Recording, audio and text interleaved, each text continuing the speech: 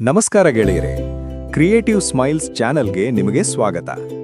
ಇಂದು ನಾವು ವಿಫಲ್ ಎಂಬ ಪುಟ್ಟ ಯಂತ್ರದ ಕಥೆಯನ್ನು ಕೇಳೋಣ. ಇದು ಬರೀ ಕಥೆಯಲ್ಲ, ನಿಮ್ಮ ಮುಖದಲ್ಲಿ ನಗು ತರುವ ಒಂದು ಸುಂದರ ಪಾಠ. ಒಂದು ಸುಂದರವಾದ ಬಣ್ಣ ಬಣ್ಣದ ಯಂತ್ರಗಳಿಂದ ತುಂಬಿದ ನಗರದಲ್ಲಿ ಬಿಫಲ್ ಎಂಬ ಪುಟ್ಟ ಯಂತ್ರವಿತ್ತು.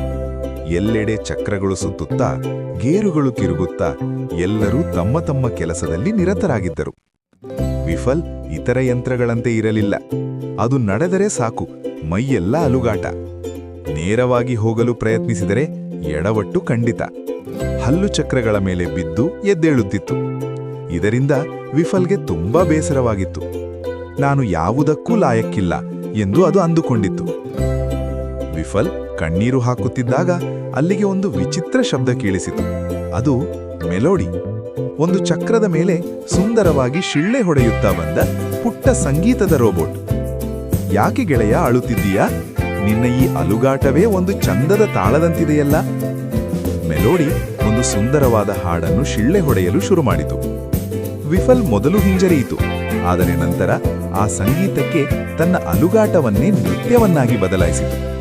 ಇಡೀ ನಗರದ ಜನರು ತಮ್ಮ ಕೆಲಸ ನಿಲ್ಲಿಸಿ ಈ ಅದ್ಭುತ ನೃತ್ಯವನ್ನು ನೋಡತೊಡಗಿದರು. ಅಜ್ಜಿ ಗಿಲ್ಡಾ ಖುಷಿಯಿಂದ ಚಪ್ಪಾಳೆ ತಟ್ಟಿದರು. ವಿಫಲ್ ಈಗ ಬರೀ ಯಂತ್ರವಾಗಿರಲಿಲ್ಲ, ಅವನು ನಗರದ ಸಂತೋಷದ ರಾಯಭಾರಿಯಾಗಿದ್ದ. ಗೆಳೆಯರೇ, ನಮ್ಮಲ್ಲಿರುವ ಭಿನ್ನತೆಗಳೇ ನಮ್ಮ ಶಕ್ತಿ. ನಿಮ್ಮತನವನ್ನು ಪ್ರೀತಿಸಿ, ಆಗ ಜಗತ್ತೇ ನಿಮ್ಮನ್ನು ಕಂಡು ಮೆಚ್ಚುತ್ತದೆ. ಇಂತಹ ಇನ್ನಷ್ಟು ಕಥೆಗಳಿಗಾಗಿ ಕ್ರಿಯೇಟಿವ್ ಸ್ಮೈಲ್ಸ್ ಚಾನೆಲ್ಗೆ ಸಬ್ಸ್ಕ್ರೈಬ್ ಆಗಿ.